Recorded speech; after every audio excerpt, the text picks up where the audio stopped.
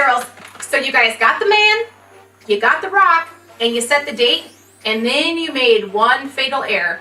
You got online, you went to Pinterest, and you typed in wedding ideas. So before you look like us, stressed out, and before you bust into tears, stay tuned. We got you, girls.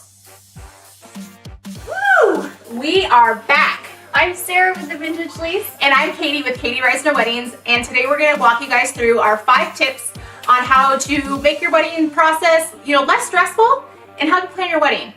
So first tip, you need to set your guest list before you ever start working on your budget.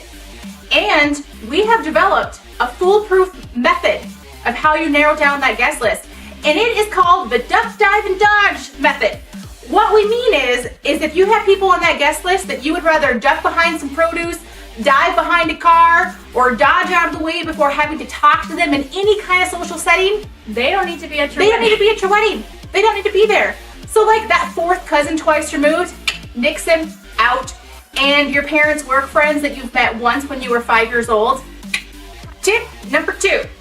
Put your money where your priorities are. And what we mean by that is if you want your guests to have a rip-roaring time at that reception, then you're probably going to want to put your money into food, booze, perhaps an open bar. Maybe not if your guests are crazy. You could go broke.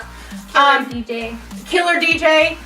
If photography is important to you, which I'm pretty biased and think it should be, you're going to want to put your money in photography. Or I think you should be all about those little details. So probably in your rentals. I do love details myself. That's true. But you guys, talk as a couple, find out what is super important to you, and then maybe try and squidge some more of your budget into that area. So tip 3 is finding your subtle self in your design. Yep, it's all about design here and how to figure out what kind of person you and your fiance are and how to incorporate that into your wedding decor and your design. You want to take a look at what's in your closet, where you like to shop. If it is all flowy and floral and vintage and boho, that's probably going to be your wedding style.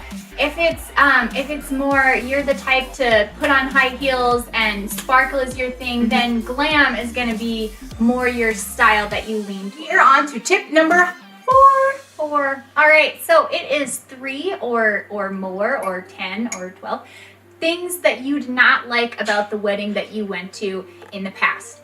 And then don't do that. Don't do it. You had to wait for 4 solid hours between the ceremony and the reception with a kid.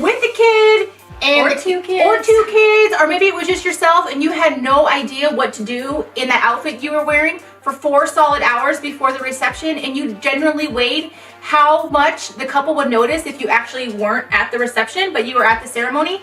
Then don't do pictures afterwards, do them all beforehand, and then go enjoy your reception. Right. Do that. Or if you're a bridesmaid, think about if you've been a bridesmaid or a groomsman and you are at the end of the table, you are the last bridesmaid. You don't know the person sitting next to you because they were the college roommate and you were the childhood friend. You hated that as a bridesmaid or a groomsman? Don't do it. Don't do it. Have a sweetheart table for you and your fiance. All right, ladies, tip number 5. And this one actually might be the most important one of the group, because hiring the right wedding professionals can alleviate so much stress on your wedding day if you hire people who actually know what they're doing, and it's actually not their first rodeo. It's like their 100th rodeo. You want those people. And we have a method for that too. If anyone here has watched Legally Blonde, then you guys know the little method where Elle's in the salon and she says the bend and snap. But ours is called the review and chat.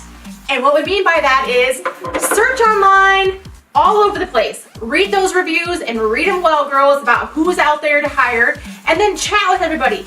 Talk to other vendors that you trust. Talk to girlfriends who've gotten married. Ask around. Chat with other people and chat with the wedding professionals, because you guys, you spend a lot of time with us on your wedding day, and if we are not the kind of people that you want to grab a beer with, we shouldn't be at your wedding because you want to have fun with us.